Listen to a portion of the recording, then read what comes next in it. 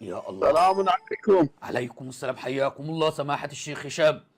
مولاي حياك الله، الله يحفظ اخوي، الله يعزك. صل على محمد وآل محمد. اللهم صل على محمد وآل محمد. أولا استفسار، إن تسمحون لنا. الله يحفظك سيد، الله يعزك. حياك الله. أنا ما أعرفك معذرة. ولا يهمك سماحة السيد. سماحة الشيخ هشام، من أول من نادى بإمامة أمير المؤمنين علي بن أبي طالب سلام الله عليه وقال أنه إمام معصوم؟ يا الله. من النبي صلى الله عليه وآله قال إن الإمام علي إمام معصوم.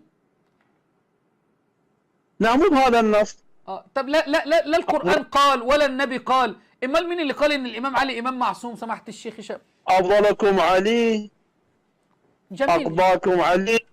واقواكم علي واشجعكم علي، وهيترك زوجته تضرب علي، وهيجر البيع كالجمل المخشوش علي، ويسقط جنينه محسن. ان الله ورسوله والذين امنوا.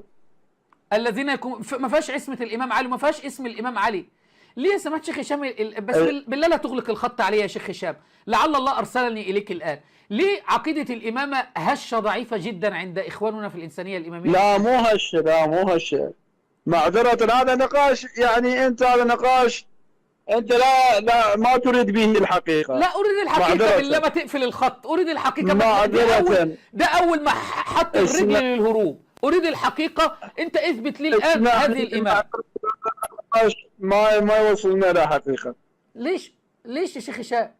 ما يوصلنا حقيقة. انا سعيد ان انا بتكلم معاك. اثبت لي الامامة من القرآن او السنة. مع الاسف هذا ما يثبت حقيقة. انا اتصل غير وقت بك ان شاء الله.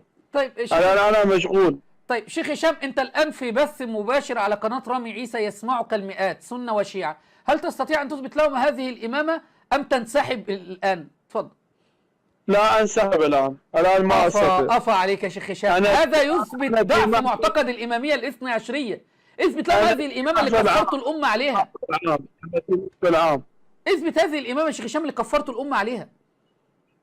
ارجو المعذرة. طيب شيخ هشام، ادعوك لمذهب اهل السنة والجماعة، فحاول تعيد التفكير بارك الله فيني. ماشي يا شيخ هشام. سكر. ارجو المعذرة، انسحب الان ومش مستحي. عادي عنده عادي. ارجو المعذرة هشام التميمي. انا مضطر ان انا انسحب الان. مش عارف بيعلموا الشيعة ايه في الحوزة. هذا من البصرة. وعادي ينسحب عادي، مفيش مشكلة ينسحب عادي. ليه؟ لأن الإمامة مش موجودة، لأن هذه العقيدة هشة، هذه العقيدة مخالفة للقرآن والسنة والعقل والمنطق والفطرة والإجماع والقياس وكل شيء. عقيدة من صنع البشر. كان معكم شيخ الشيعة المسمى بهشام التميمي.